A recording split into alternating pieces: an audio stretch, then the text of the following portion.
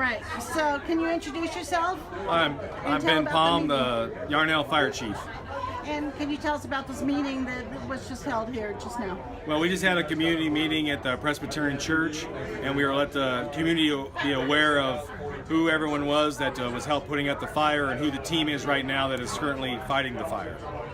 And so I'm going to back up a little bit because I've heard your name mentioned many times this week, and it was not in vain, and nothing but praise at how fast you responded and your team, and how the measures you had put in place over the last couple of years saved this town.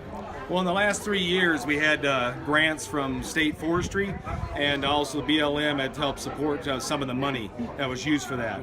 So in that, we went ahead and started wrapping around the town the part that hadn't burned in the Yarnell Hill fire, and so we felt that that would be the most successful to help in case something had happened. Of course, we didn't expect to have this happen this quick and test it, but it was definitely successful, and it was the reason that the town was saved. And as far as the initial attack, each one we were on the fire in somewhere around 3 minutes. Our crew was down there starting to fight it and prepare for it, and call in resources and attack it. And so we started having all the local agencies came right away. We had them come as far as Williamson Valley of Baghdad Fire, Central Yavapai, which is now in Central Arizona. And so we've had a whole bunch of people came from all over. BLM came up, and state forestry, and just a whole bunch of people, and they kept coming in and just helped us get this out. I understand you had to do some back burning. We actually backburn, used what we had made the buffer. We actually backburned off of that and was able to keep the heat off the houses, and it also made a area that would not burn. But the fire, when it came down, could not burn. I was there. I went through some of the streets back here, and it looked like some of these homes were saved by inches. Yes.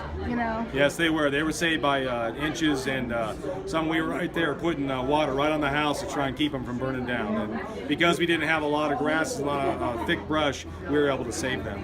It also sounds like your community took the whole concept of defensible space and being fire-wise very seriously in the last few years. Over the last few years, we've actually had multiple places where you come and bring all their cut and shrub and all that stuff that they had done, and actually pile them up, and we chipped them for them.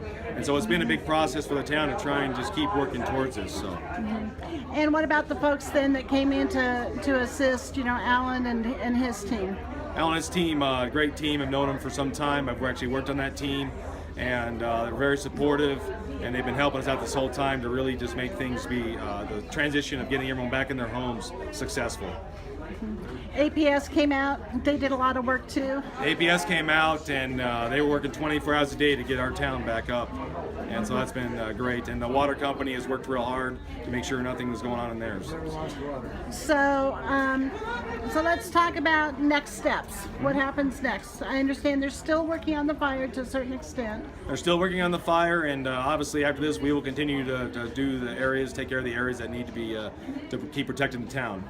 So. And anything you want to say to the communities around you? I know Prescott is very concerned about what happens in Yarnell and in the whole state. Well, I would say to the citizens of each of these towns that are in this wildland-urban interface with the fires and brush being so close, start clearing your house, because it was successful here and it can be successful in your town. Okay. Anything you want to add? I appreciate all the support from the fire community and from our community here with their patience for why they were outside of their homes. Okay, thank you.